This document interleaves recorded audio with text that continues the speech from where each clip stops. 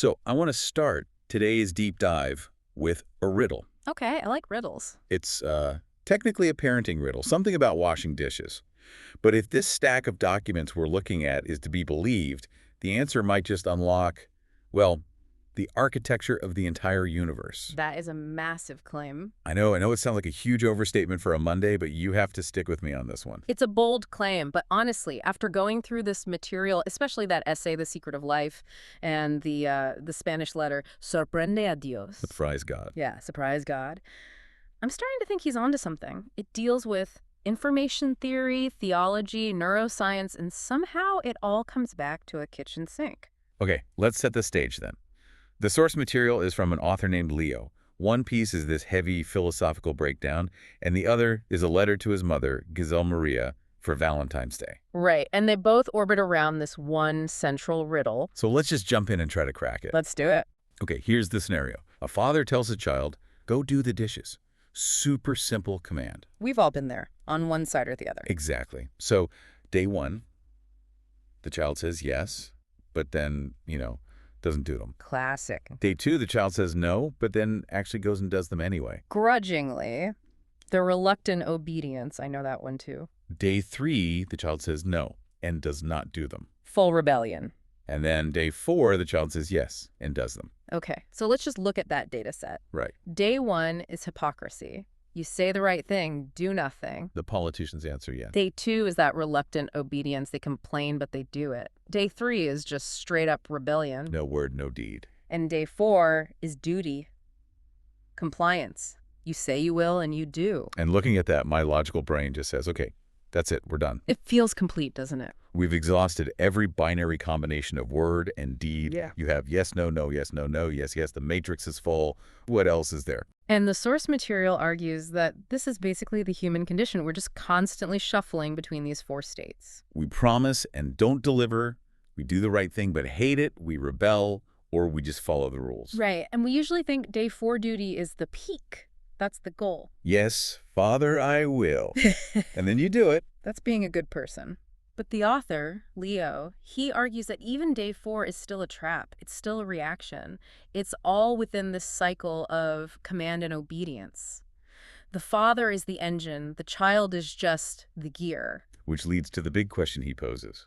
What happens on the fifth day? And this is where you have to pause, right? Because logically, there shouldn't be a fifth day. I honestly struggled with this. I was thinking, what, does the child hire someone? Break the dishes? Yeah, break the dishes. But no, the answer in the text is much simpler, but it completely breaks the pattern. Go on. On the fifth day, the child washes the dishes before being asked. Before being asked. See, that seems like such a small detail, but think about what that means. The first 4 days, the cause was the command. The father spoke, the child reacted. Exactly. Even rebellion is a reaction to the command. But on the fifth day... The command is gone. The father hasn't said a word. So there's no yes or no because there was no question to begin with. Precisely.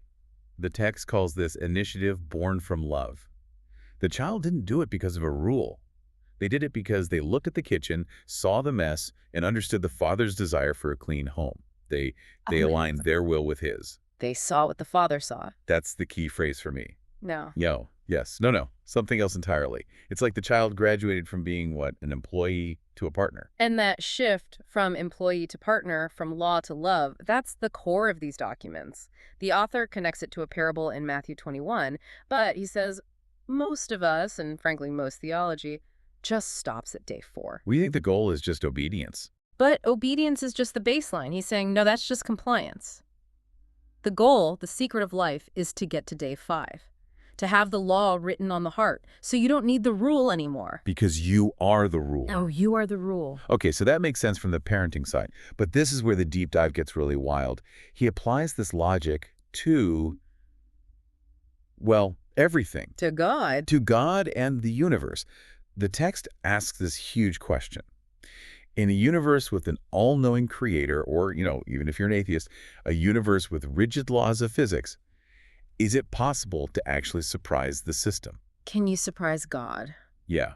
And this is where my brain started to hurt a little bit. Well, of course. Yeah. Because if God is omniscient, he knows the punchline to the joke before you tell it. Right. You can't tell God a secret. He has all the data, so surprise should be impossible. And the author admits, you can't surprise God with new information. You can't tell him something he doesn't already know. But There's a but. there's a but. He argues you can surprise God with actualization. Actualization. Okay, that's a big word. Can you break that down? Think of it like a tree. He calls it the beautiful branch theory. God's mind holds every single possibility for your life. Okay. He sees the branch where you sit on the couch. He sees the branch where you get angry. And he also sees the branch where you do the dishes without being asked. He knows all of them could happen. Like a quantum superposition. The Oh. cat is both dead and alive until you look. Exactly that. To God, they are all potential realities. But, and this is the kicker, which one becomes real? Which one moves from an idea to actual history? That's up to you. That's up to you. That is the variable. He uses this beautiful analogy of a vintner, a winemaker. Okay. The vintner plants a vine. He knows the soil is good, the DNA is good. He knows it can produce an award-winning grape. But, nature is chaotic. So when that one branch actually pushes out that perfect grape, He's delighted. he's delighted. He's surprised, even though he knew it was possible. The source says, delight is surprise, but only the good kind. It's the difference between knowing your kid can walk and actually watching them take that first wobbly step.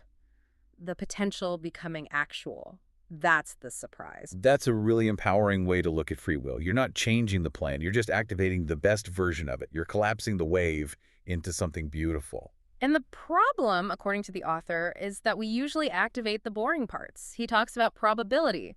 Most human behavior clusters right around the middle, those first 4 days. The path of least resistance. Exactly. The 5th day, that's a statistical outlier. It's a low probability event. So when you do it, you are literally defying the odds. Yeah. You're shifting the probability curve of the universe. Towards the beauty. I like that.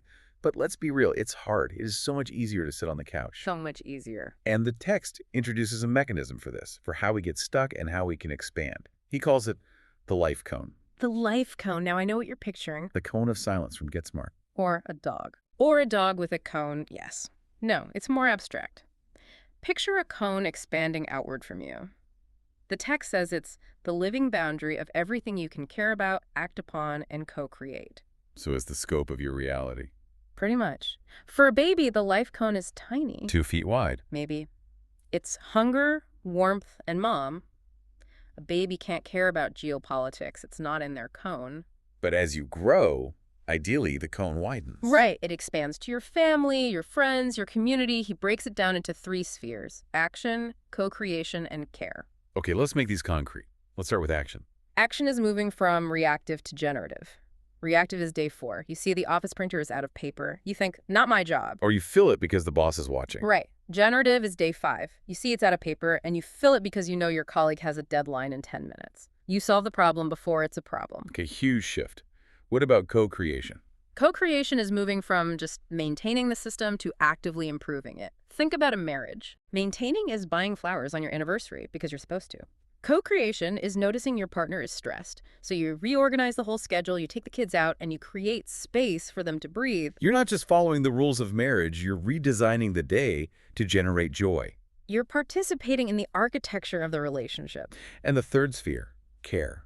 Care is the widest part. It's about range. Can you feel a stranger suffering? Can you plant a tree that you'll never sit under? The wider the cone, the more godlike your perspective.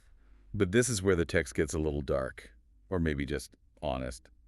It talks about what happens when the cone doesn't grow. When we refuse to act on what we see. And the author's definition of hell here, it actually gave me chills. It has nothing to do with fire. No. He defines hell as stasis. He says, hell is seeing the dishes, knowing the love behind the request, and choosing the couch anyway.